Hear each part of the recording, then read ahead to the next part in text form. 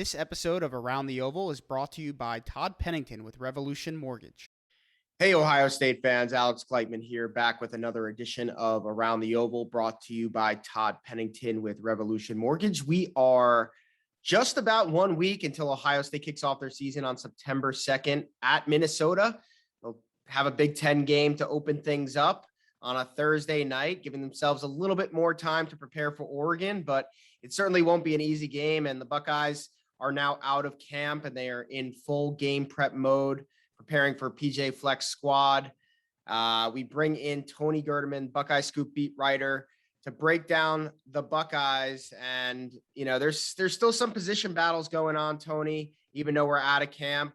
Obviously, Ryan Day named CJ Stroud the quarterback winner of that battle.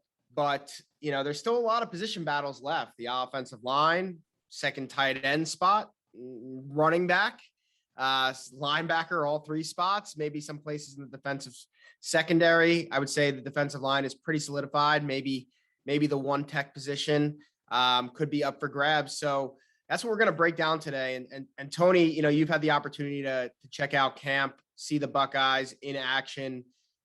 Before we dive into our predictions on who's going to claim those starting spots, what have you thought of the team? I know you guys only get, only so many, basically warm-ups and stretching, but, from your perspective, is this still a team that, where all the expectations we have coming in every year, win the Big Ten, go to the college football playoff, go undefeated? Is that still kind of the expectations from what you've seen so far? Yeah, I think so. And the main reason for that is the sheer number of options in the secondary, because I think that is what everybody's biggest concern is what's going to happen there. And I assume it's going to be better. It has to be better, but they're just so much deeper than they were, so much more deeper than they were a year ago, where they've got, maybe 6 or 7 corners that could see some time this year. And, 3 or 4 or 5 safeties who could see some time, like Bryson Shaw keeps grading out as a champion in the scrimmages. And, there are more options than last year. So you would think that if somebody isn't playing well, there are other guys that they can turn to. Last year, they had to turn to linebackers when they didn't have enough defensive backs that they could turn to. At least this year, they can keep turning to other defensive backs. So I think that alone helps. And then you just assume, I think we all assume that CJ Stroud will be fine and the offense will be fine, and they'll score enough points to beat everybody in the Big Ten, or at least go 12-1 with the Big Ten championship game win and then make the playoffs. So yeah, if you don't think they're going to make the playoffs, it's like, well, tell me where do they get derailed, and tell me how they don't get back on course. Yeah, for me, I could see this season being similar to 2014 to some extent. I'm not saying it's going to end in a national championship. Don't quote me on that, but I think week 2 against Oregon, a veteran team with a solid defense and really well coached, and a coach who likes to preach physicality, especially up front. And, I think they named Anthony Brown as their quarterback. I have to go check. I think they were supposed to do that today, but he's a veteran, transferred from Boston College, was there last year. I just think that that's an opportunity that Ohio State could drop a game, but still rebound and make the college football playoff. I have a lot of trouble seeing them losing at home to Penn State, even on the road to Michigan. Michigan should not be very good. I know it's a rivalry game, and you should never take that game for granted. At Indiana, but I think they're coming off a bye before that, so that certainly helps. And I think they'll kind of want to hush the critics from last year after that way too close of a finish. So I think they're going to come out pretty strong in that one. That won't catch them by surprise. And then, you never know. Iowa happened. Purdue happened. So we can't sit here and say, they're not going to lose to Purdue or something like that. But I'm having a very hard time finding that surprise game. I think that the opponents you would maybe expect them to give them a tough time are the ones that we should be looking at. And for me, I think Oregon might be the best chance for them to lose a game with the new quarterback, kind of the younger defense that's coming into its own. And maybe they catch them week 2, even though that game's in the horseshoe. I think the game being at home, and I think having the extra rest after, the longer lead time for the Minnesota game, and then the fact that it's at noon, which is 9 Pacific, are all things that play into Ohio State's favor. I know when I'm making my Saturday morning wagers, those teams traveling from the West Coast to the East Coast to play the noon kick are certainly things I look at. So we'll see, but let's get into it. Let's talk about the Buckeye starting lineup. Quarterback, we know CJ Stroud is the guy. Who do you expect to be number 2? I think it's Kyle McCord because he was getting some first team reps when we saw practice because CJ Stroud was sitting out for some load management type of stuff. So he was repping before Jack Miller. Now we've seen those two go back and forth with the second team in the limited windows we've had. But to me, at that point, if they are even, then that means Kyle McCord has caught him. And how long before he passes him? And it seems like that has already happened. So I think Kyle McCord is the number 2. Now, if something happens in the game where the game is close and they need the second guy to come in, do they go with the true freshman who has never played before, or do they go with Jack Miller, who has been in the game before? So I think that's an interesting question, but I think the backup is Kyle McCord, even though Ryan Day never actually named a backup last year. I would not be surprised if he does the same thing this year.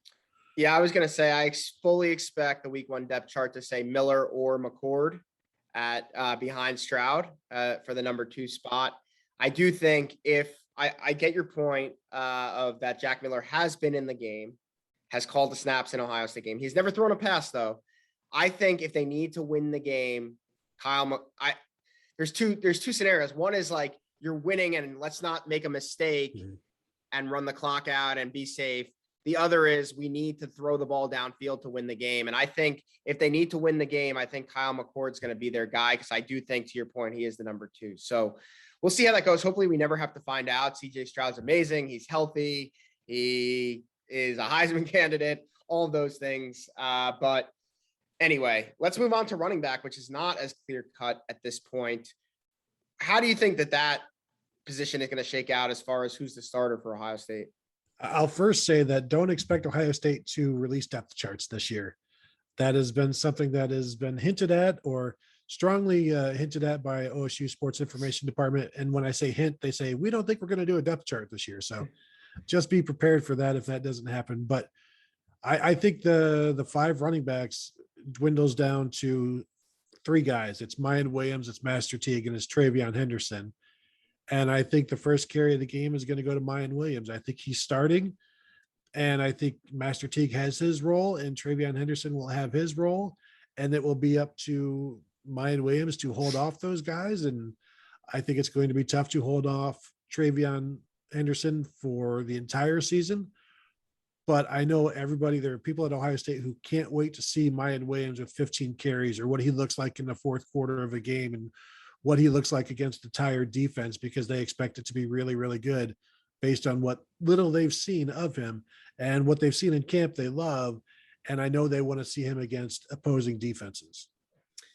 Yeah, I think it's going to be Mayan Williams as well. I wouldn't be totally shocked if Master Teague took the first snap just from a seniority, you're the man, captain, leader type thing. But I think Mayan Williams is the guy. And I don't want to call him Lydell Ross, but we could have a Maurice Claret emergence type of situation from Travion Henderson as early as game 1. I wouldn't be completely shocked. I think he's the real deal. And I mean, there's going to be roles for all 3 of those guys this year. I just think it's going to be hard.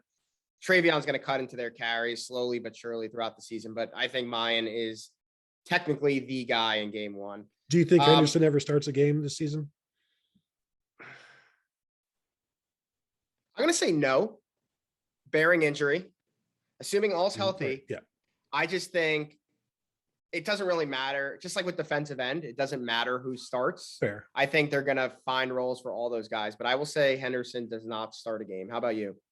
I think he will at some point, but you're right. I mean, Curtis Samuel started a game in 2014 when right in the midst of Ezekiel Elliott doing well. So, you mentioned 2014, so I'll also mention it, and leaving out the part about the starting a redshirt freshman quarterback in a road game to start the season in game 1, and then coming back to host a decent team in game 2. But, we'll leave it there. Yeah. And let's hope CJ Stroud doesn't get hurt and in the weeks leading up to the season. Okay. Knock on wood for that one. Let's skip wide receiver. I think we all know it's Chris Olave, Garrett Wilson, and Jackson Smith-Njigba. Let's go to tight end. Jeremy Ruckert's penciled in as the number one. I think this will be a quick one. Who's your number 2 tight end? Because they are going to play a lot of 12 personnel. Yeah, I think it's Cade Stover, and I think he's going to be starting. I think him and Ruckert will start the game at Minnesota because they'll want to get the running game going. They'll want to, even keeping somebody in to be an extra pass blocker for CJ, just to give them some comfort and to establish some physicality. I'd almost be surprised if they don't start with the 12 personnel in that first game. Yeah, Ryan Day loves to use it. Urban loved to use it, and I think it's going to be a thing that we see moving forward. I think Cade has, from everything I've heard, has been an incredible blocker, physical presence, which is exactly what you need for that second tight end position. Catches it well enough to be able to just be out there if they need him to catch the ball. And I think they're going to be able to also do a lot of creative things with Jeremy Ruckert, flex him out a little bit and create some mismatches. I think Ryan Day, I know he said it at the Big Ten Media Days. He made a joke that he's going to get Ruckert the record for most catches in a season for an Ohio State tight end. I think he's actually very focused on doing that personally, more than he maybe leads on to. I know they're going to say we got to get the ball wherever the guy's open, but I think that they're going to draw some things up for Ruckert that you haven't seen them draw up for a Luke Farrell or a Jeff Hireman or a Nick Vannett. Well, and Kevin Wilson has said they just need to have the tight end be up higher up in the progression. And so that's a choice that coaches can make. If they want to get the ball to that guy, then he's number one. And I think you'll see some of that with Ruckert this year.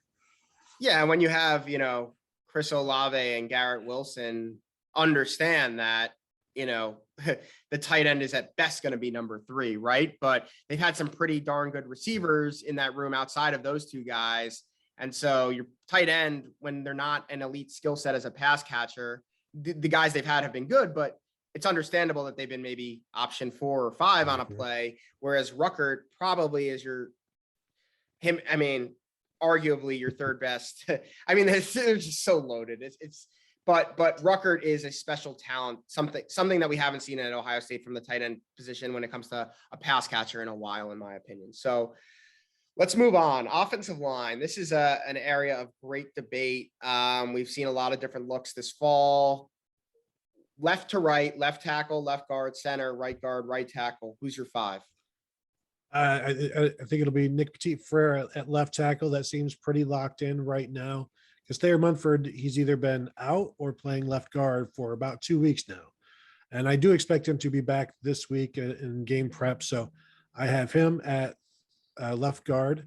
Then Harry Miller at center, Paris Johnson at right guard, and DeJuan Jones at right tackle. And I think that offensive line it will contend to be the best in the country. And then you've got Matt Jones, who could be starting almost anywhere, who can step in. He could be starting against Minnesota, depending on how healthy Thayer Munford is. And, Josh Fryer can play guard or tackle, and they've just got some versatility. I know they like Luke Whippler a ton, but I think it'll be the 5 I mentioned, provided Thayer Munford is good to go. And if he's not, then it'll be Matt Jones at left guard, I believe.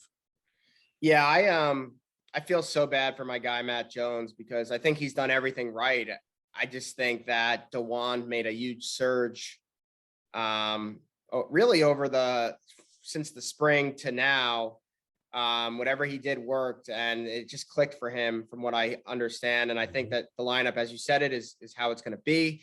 If Thayer for some reason can't go, I think Matt is just plugged in at left guard. And I do think they're going to try to, maybe rotate him in a little bit and make sure that they do have the best 5 out. And he's the 6th man for sure. And to your point, he can start in 99.9% of programs in America. And I think that's inclusive potentially of Clemson and Alabama as well, and Oklahoma. I hope if he doesn't start throughout the year, he sticks it out, because he's definitely got a starting job next year when Thayer's gone, Nick Petit-Frere's likely gone. So we'll see how that goes. But yeah, that's my 5 on the line too. Let's talk defensive line. I think defensive end we could probably skip over, because you have Tyreek Smith, you have Zach Harrison, you have Javonte Jean-Baptiste. Those 3 guys have played. Tyler Friday's out pretty much for the year, but Jack Sawyer and JT Tuimoloau will basically round out the 5 at defensive end. Maybe Noah Potter's a guy who could slide inside and out. They have a couple others, but Larry Johnson loves to rotate, especially at the defensive end positions. I think for me, the bigger story is defensive tackle, where Haskell Garrett has his claim on the 3-tech spot. Well, maybe not. They might move him around a little bit, but let's just say Haskell Garrett is for sure one of the 2 starting defensive tackles. Who's your other guy? I think it's going to be Teron Vincent. And I think whether Haskell Garrett is the nose tackle or Teron Vincent is, we talked to them last week. They're both more than willing to switch around, play either spot. The only difference, Teron Vincent said it's a little bit more crowded. And Haskell Garrett said he talked to Devon Hamilton and Robert Landers about what it takes to play that nose tackle. So they're both prepared for it. They're both willing to do it. And Teron Vincent, this is a guy who's been injured since his sophomore year, and he's finally healthy, and he's finally going to show everybody what he can do. And Larry Johnson's like, could you maybe play some nose tackle for us as well? And he's like, heck yeah, I'll play wherever you want. I'll play defensive end. Like you talk to this guy and he's the happiest guy in the world. And he was also happy when he's injured, because that's just his mentality. He's not happy about being injured, but he's just, he has a proper mindset. And, his dad is an NFL, all-timer with Troy Vincent. And he explained to him, like, injuries are just part of football. Like you're not special for being hurt. You just have to deal with it and get over it. And, he's just a guy that has, I said to him, like, are you now where, like, this is what you came to Ohio State to do? You're finally here. You're finally healthy. You're one of the top couple of guys. And he's like, yeah, I'm ready, man. And so I expect those 2 to be the starters.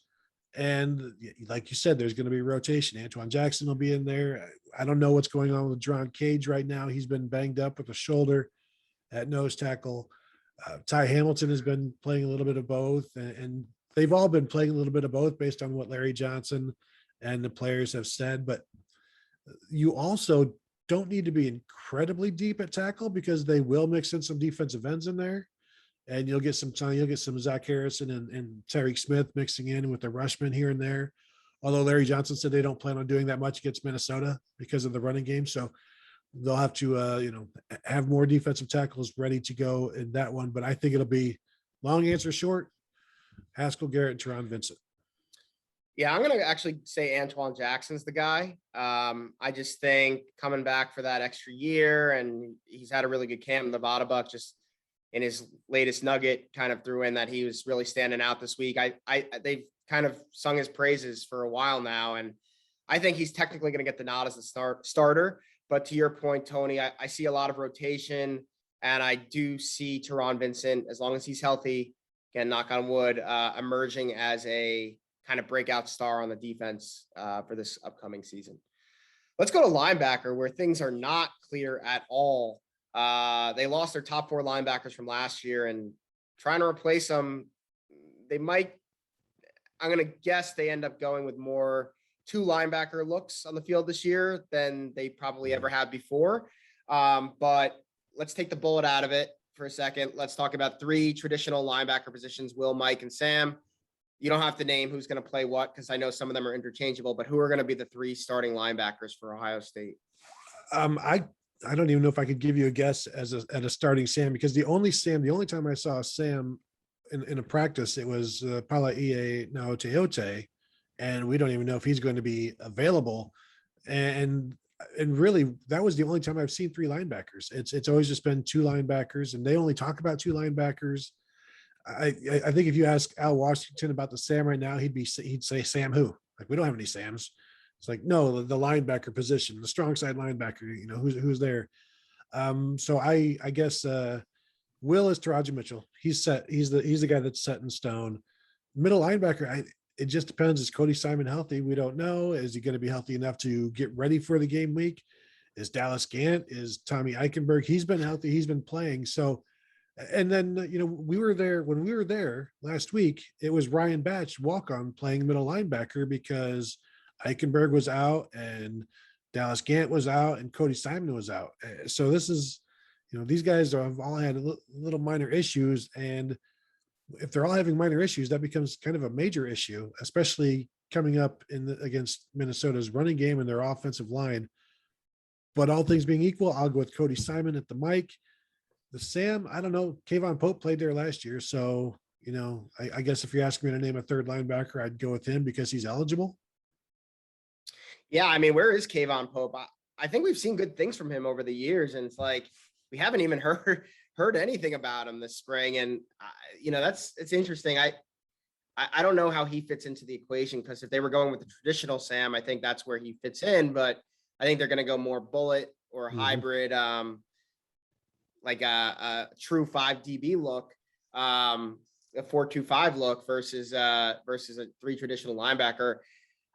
Again, if both Simon and Gant are ready to go, I think I'd go Cody Simon to pair with Taraja Mitchell too.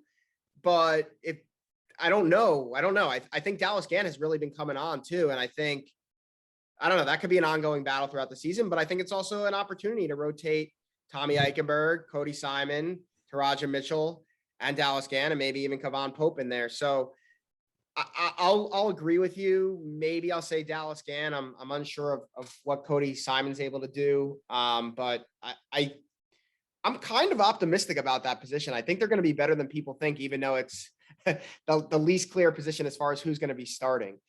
Let's talk about cornerback, because I think everyone knows Sevyn Banks has one of the 2 spots down, but that second spot, I mean, Cameron Brown's coming back from a Achilles injury that usually takes a lot longer than what it's taken him to bounce back from.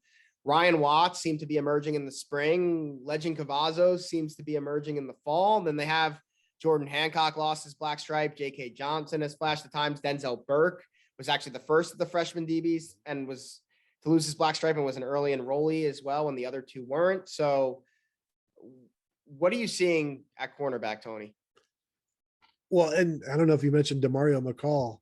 I forgot about Demario. Well, and the thing is, and I know we all kind of dismiss it because of his history, but if his name was something else and he was a transfer corner from Kansas right now, people would be talking him up as this guy's going to start, because we've seen him with the ones. He's playing well. Everybody's talking him up.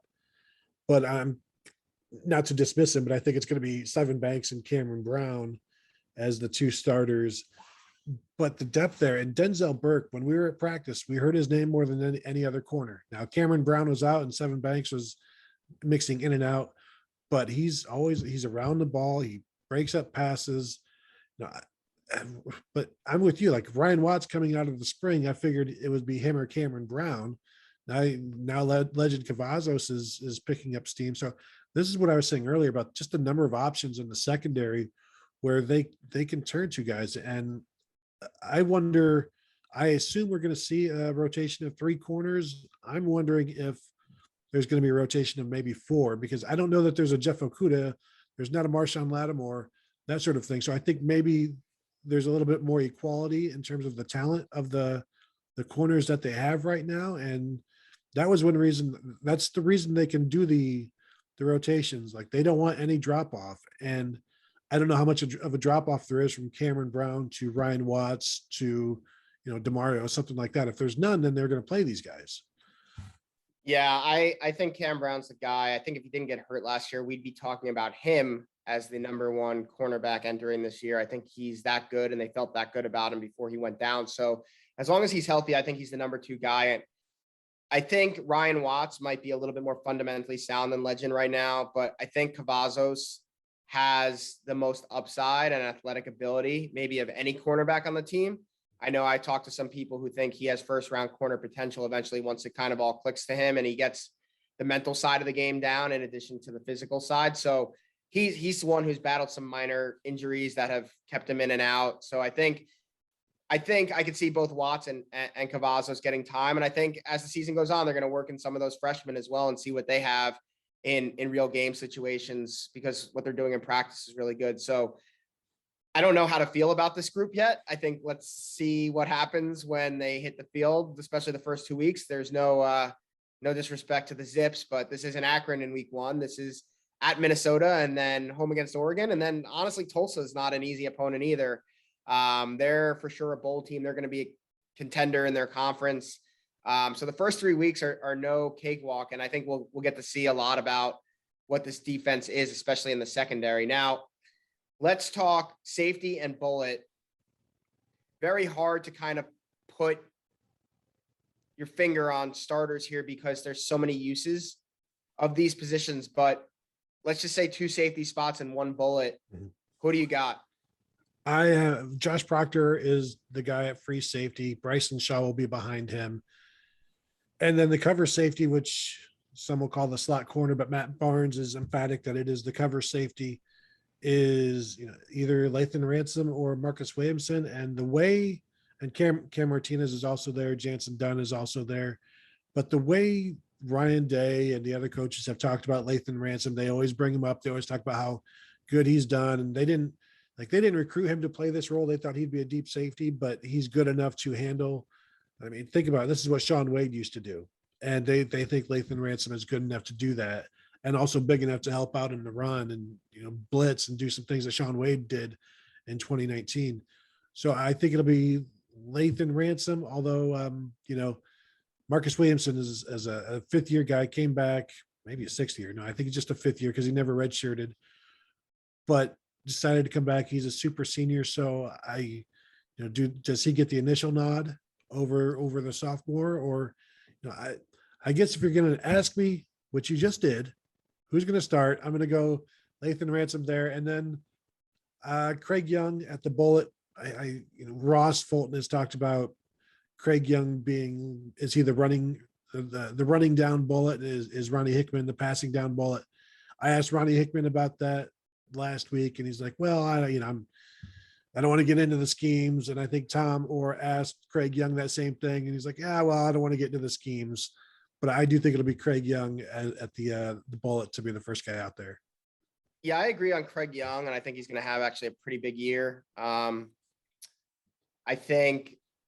do think there's going to be kind of a running bullet and a passing bullet to some extent. Not that neither Hickman nor Young could do both, because you never know what the other team's going to call, but there's obviously teams that are going to have tendencies. When you're playing Wisconsin, it's going to be very different than when you're playing. I was trying to think of a Big Ten team that's actually going to pass the ball consistently, but I can't think of one. But when you're playing an air raid team, it's going to be very different than when you're playing Wisconsin, right? So I do think there's going to be versatility there. I obviously agree on Proctor as the deep safety. I think Williamson is going to get the nod as the first guy in, as that nickel slot, cover safety, whatever you want to call it. But I do think Ransom's going to play a ton. Ultimately be a guy who's probably on the field more than Williamson. And I could see a scenario where potentially they almost go with a 2 true safety look, a 4-2-5, and it's either it could be a Williamson and a Ransom out there at the same time. I wouldn't be completely shocked, or 3 cornerbacks and Ransom. And so I think that they're going to give a lot of different looks, because I think they do like a lot of guys between the safety and the bullet. And then there's Court Williams, who could end up being the guy who ends up doing both the run bullet and the pass bullet by the end of the year. So he's coming off an injury himself. And I'm really excited to see this group, because I think this is going to be one of the more improved areas on the team. Like safety was forgive me, Cam Brown, was an Achilles heel for this team last year. And I think, they're going to be a lot better and more talented this year and more sound. So I'm excited to see what that looks like. Now let's finish it off. Special teams. Long snapper is going to be Bradley Robinson again. Punter and kicker technically up for grabs. Drew Chrisman, Blake Haubeil left. I still don't know why Blake Haubeil left.